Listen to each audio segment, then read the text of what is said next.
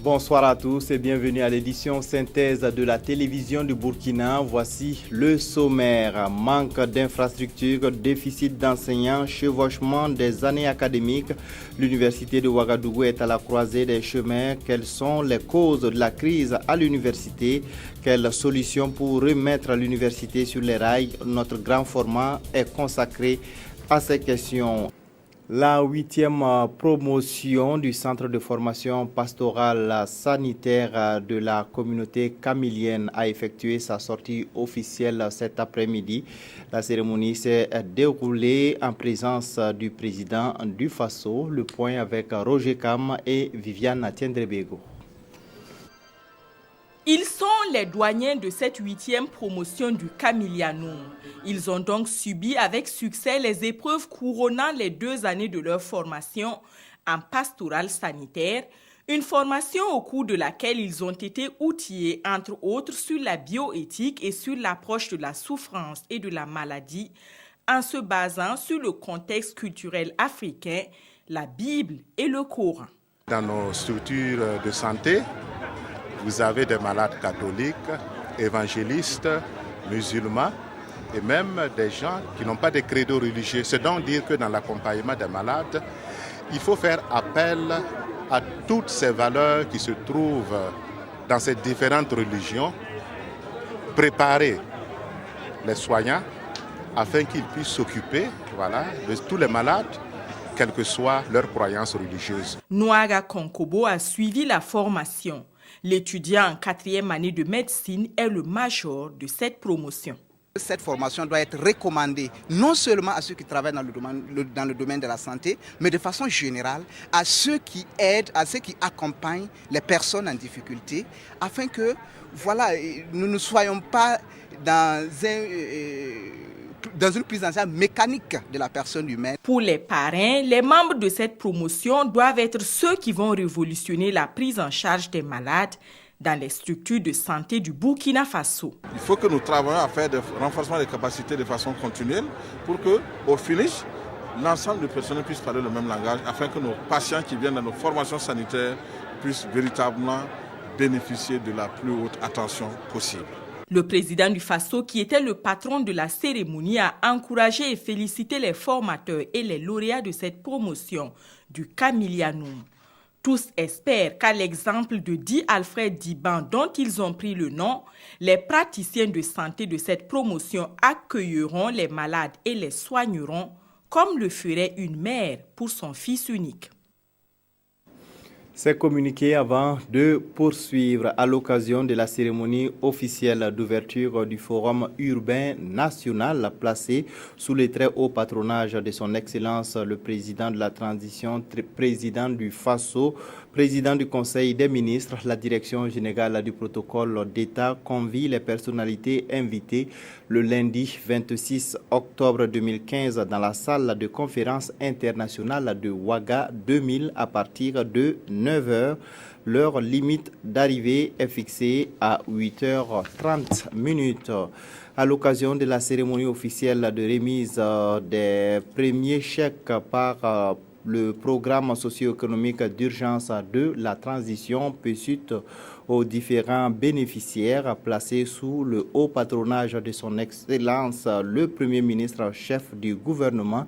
La direction générale du protocole d'État convie les personnalités invitées le lundi 26 octobre 2015 dans la salle des banquets de Ouaga 2000 à partir de 16h. Leur limite d'arrivée est fixée à 15h30. La suite du journal, c'est aujourd'hui, 25 octobre, que s'est tenu le premier tour de l'élection présidentielle en Côte d'Ivoire. 7 candidats sont en liste. Les Ivoiriens vivant au Burkina étaient également appelés aux urnes. Comment s'est déroulé le scrutin à Bobo-Dioulasso, où environ 600 électeurs sont inscrits sur la liste électorale? Le point avec Issaka Warga et Kadou Romen Ki. Ici, au consulat de la République de Côte d'Ivoire, à Bobo-Dioulasso, le scrutin se déroule bien, foi des superviseurs. Depuis cette heure, l'occasion est donnée à chaque Ivoirien de voter pour le candidat de son choix. On sent que quand même ceux qui se sont inscrits sur les listes là viennent. Nous sommes déjà plus de 100. Voilà, il est 9 heures. Donc on peut dire que ça va bien. Bon, je viens pour voter pour mon pays, pour que ça soit paisible, quoi. Je n'ai pas trouvé quelque chose de tout. Ça s'est bien passé en tout cas. Je demande pardon à tous mes frères, mes amis ivoiriens, donc à voter comme moi. Environ 600 ressortissants ivoiriens se sont inscrits sur la liste électorale. Il faut savoir que les gens ont été désinformés. Et quand les autorités informaient, il y a des gens qui passaient pour désinformer, pour dire aux gens par exemple que la révision électorale n'aura plus lieu, ou bien que le vote même n'aura pas lieu à la date prévue. Il y en a qui sont inscrits qui ne pourront peut-être pas venir parce que pour eux, dans leur tête, le vote, ce n'est pas ce dimanche-là, mais le dimanche prochain. Les votants ont jusqu'à 17 heures pour remplir leur devoir de citoyenneté. Des 10 candidats en lice, 3, à savoir Amara Essi, Bani Charles Kona et Mamadou Koulibaly se sont retirés de la course à la présidentielle 2015 en Côte d'Ivoire. L'université de Ouagadougou est confrontée à un déficit d'enseignants pour assurer les cours, un problème accentué par l'indisponibilité de certains enseignants plus occupés par d'autres activités. Comment cette situation est-elle gérée? Quelques éléments de réponse avec Nongba Kouda et Jean-Emmanuel Ouedraogo. Environ 600 enseignants permanents, tous grades confondus, interviennent à l'université de Ouagadougou. À cet effectif, il faut ajouter 600 autres enseignants vacataires qui apportent un appui pour dispenser les cours aux étudiants. Mais le problème du déficit d'enseignants demeure, d'où la nécessité de recourir aux étudiants en année de thèse pour assurer certaines activités pédagogiques. Il y a ce que nous appelons les travaux dirigés, les travaux pratiques. Et souvent, nous demandons le concours, bien sûr, de ces doctorants ou de ceux qui ont en tout cas des diplômes d'ingénieurs ou des diplômes, en tout cas pas le doctorat, mais qui ont un niveau assez acceptable pour pouvoir faire ces enseignements. Nous les appelons pour nous aider dans ces activités pédagogiques. Et aussi les dernières mesures, j'allais dire, du gouvernement, d'attribuer pendant 10 ans 100 postes d'assistants à toutes les universités. Ce n'est pas seulement l'université de Ouagadougou, mais à toutes les universités pendant bien sûr 10 ans. Et ça nous aide beaucoup. Mais au-delà du déficit, l'autre problème auquel est confrontée l'université de Ouagadougou est lié à la disponibilité de ses enseignants. Certains d'entre eux, engagés dans des activités parallèles, peinent à assurer leur volume horaire et ne rendent pas leurs copies dans les délais pour permettre une délibération diligente, ce qui contribue à annihiler les efforts pour rattraper les retards. Nous avons demandé bien sûr d'abord à travers les sensibilisations, à travers bien sûr les réunions, à tous les enseignants de respecter leur engagement parce qu'avant tout nous sommes des enseignants et l'enseignant, sa mission première, c'est d'assurer ses activités pédagogiques, j'allais dire ses activités académiques, de l'enseignement, l'évaluation, les délibérations jusqu'à ce que des attestations soient remises aux étudiants. Donc nous avons demandé à tous les enseignants de respecter cela. Et pour veiller au respect de ce code d'éthique et de déontologie de l'enseignant à l'université de Ouagadougou, de nouvelles mesures ont été prises. Les enseignants qui brillent par leur absence s'exposent désormais à des sanctions.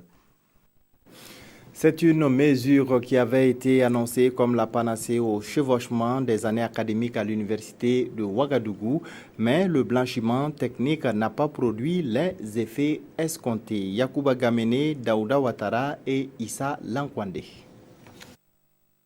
La décision prise en 2013 par le gouvernement de blanchir techniquement l'année académique à l'université de Ouagadougou devait répondre à 2 préoccupations. L'une liée à la situation sociale des étudiants et l'autre au chevauchement des années académiques. Donc on avait une situation de chevauchement d'années qui avait une conséquence sociale assez grave. Donc il y avait ça, et puis il y avait aussi le fait que vous vous retrouvez dans une université où vous avez 3 promotions.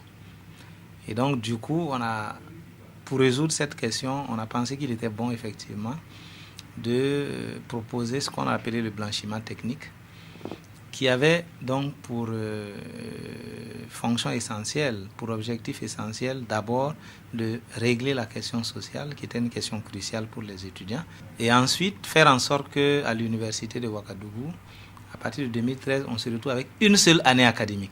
Si la question sociale a trouvé solution, tel n'a pas été le cas pour le problème des chevauchements. Le gouvernement devait suffisamment investir en matière d'infrastructure, en matière donc de ressources humaines, pour régler donc cette question de chevauchement d'années. La question des infrastructures, il arrive justement dans ces UFR, là vous prenez le cas de l'UFR SCA, il arrive que les cours théoriques se terminent aujourd'hui et on est obligé souvent d'attendre 3 ou 4 mois pour faire les travaux dirigés parce qu'on n'a pas de salle. Toutes les infrastructures qui avaient été prévues sont toujours en cours d'achèvement.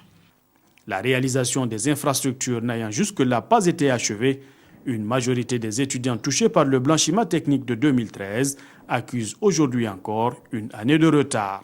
Reste à savoir quelle recette permettra de résoudre durablement le problème. Une année qui est passée, on ne peut plus la rattraper. C'est de travailler à faire en sorte qu'il n'y ait plus de chevauchement d'année académique.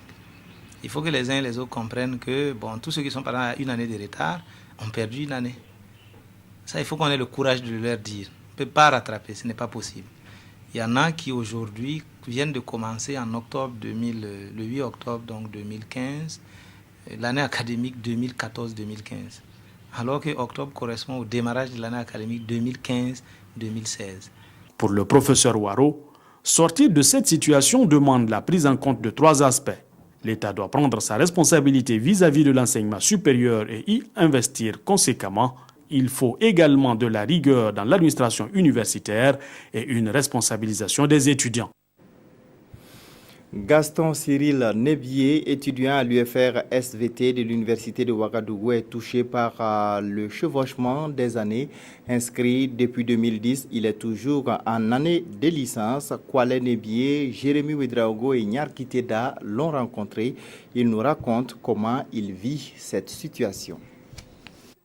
À l'image de Nebier Gaston Cyril, ils sont nombreux depuis 2010 à obtenir le premier diplôme universitaire, le baccalauréat, et espérer au bout de 3 ans avoir la licence.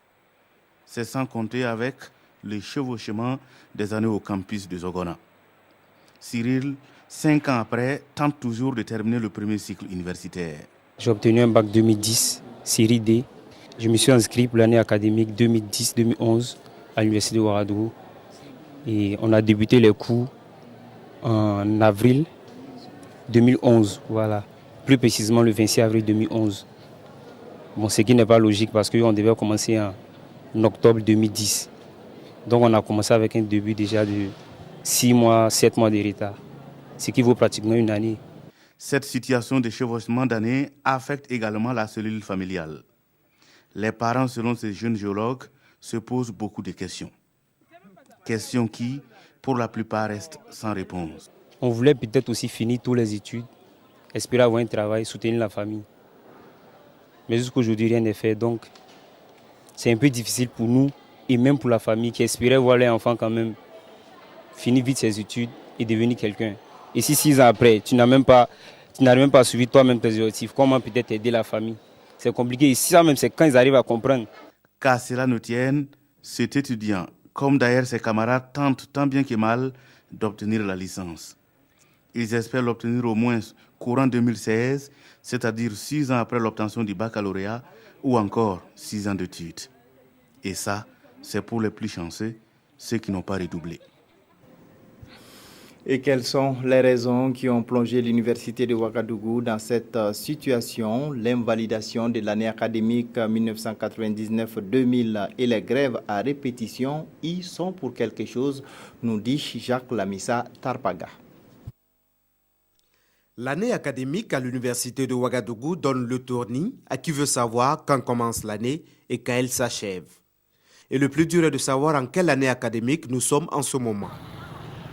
Les années se chevauchent ainsi depuis bien longtemps à l'université. Tout serait parti du doublement des effectifs d'étudiants occasionné par l'invalidation intervenue en 2000. En 2002, l'augmentation des frais de scolarité de 7 500 à 15 000 déclenche une grève de longue durée.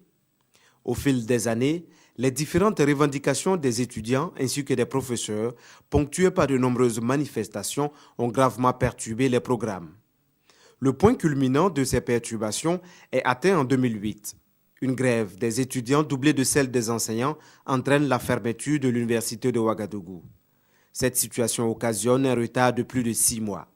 Depuis lors, l'université de Ouagadougou a du mal à rattraper le retard de tant d'années. Par ailleurs, le système LMD, licence master doctorat, est venu reconsidérer l'année académique à l'université de Ouagadougou qui se compte désormais par trimestre. La non-maîtrise de ce système par les acteurs, notamment les étudiants et certains enseignants, n'a fait qu'accroître les difficultés. Il y a enfin le manque d'amphithéâtre qui oblige au report des cours et même des évaluations. La solution viendra certainement d'une profonde refondation du système universitaire, en passant peut-être par le sacrifice suprême, l'année blanche. Installé à Bama dans le Oué, Abdoul Tanli fait de la pisciculture. Il nourrit ses alevins avec des débris organiques à base de riz ou de maïs. Il est aujourd'hui considéré comme un pisciculteur modèle dans la localité. C'est un reportage de Karim Sissé. La pisciculture, voilà un domaine qui intéresse peu de gens au Burkina Faso. Mais Diabé Abdoul Tanli n'est pas de ceux-là. Il fait de la pisciculture artisanale à Bama, à une trentaine de kilomètres de Bobo-Dioulasso. Un métier qu'il a appris sur le tas. Personnellement, je n'ai pas fait de formation. C'est mes propres recherches. J'essaie de faire des recherches sur le net. J'essaie d'approcher les anciens pêcheurs, les anciens pisciculteurs. Et j'ai trouvé ce résultat. Pour se passionner de la pisciculture, l'élevage des poissons doit s'adapter à son milieu. C'est ainsi qu'il a mis en place un système d'alimentation des alevins. Un système qui consiste à nourrir les poissons à partir des débris organiques. Moi, je suis venu à Bama. J'ai vu qu'à Bama, le riz était la culture principale, et accompagné d'un peu de maïs. Donc je me suis dit, bon, c'est mieux de pratiquer ma pisciculture avec le riz. Et j'ai essayé de fertiliser mon eau à partir du riz. Et j'ai les résultats. Grâce à son courage et à son amour pour ce métier, il est aujourd'hui une référence. Et de nombreuses personnes viennent s'inspirer de son exemple. Dès que quelqu'un commence la pisciculture, il vient me voir. Je vais d'abord inspecter ces lieux et ensuite je le vends mes alevins. Et j'ai souvent des gens qui viennent me demander conseil. J'ai aussi des gens qui viennent m'encourager. Diabé Abdoul Tanli nourrit de grandes ambitions si toutefois il bénéficie d'une assistance technique et financière. Parce que vu le travail que j'abats et par rapport aux moyens que j'ai, c'est vraiment pas facile. C'est grâce à la passion que je continue parce que j'ai l'amour de ce métier. Sinon en réalité c'est pas tout facile. Quand les moyens sont limités, c'est vraiment dur. La vraie difficulté c'est la formation et surtout le matériel. Au Burkina Faso on ne peut pas trouver le matériel piscicole. Parce que vous voyez ces bassins ont besoin d'être oxygénés. On n'a aucun appareil pour ça. On doit avoir des appareils d'oxygénation, on doit avoir des appareils pour sonder l'eau, pour voir la couleur de l'eau, tout et tout. Mais j'avoue que jusqu'à preuve de contraire, on n'a pas encore ces matériaux. Malgré toutes ces difficultés, Diabé Abdoul Tanli estime avoir plus de 50 000 poissons en moins de 2 ans d'activité. Et il pense que si on arrive à divulguer sa technique, le Burkina Faso pourrait réduire la quantité de poissons qu'il importe. Voilà, c'est la fin de cette édition. Toute l'équipe de réalisation de cette semaine se joint à moi pour vous dire merci de votre fidélité. Bonne suite des programmes.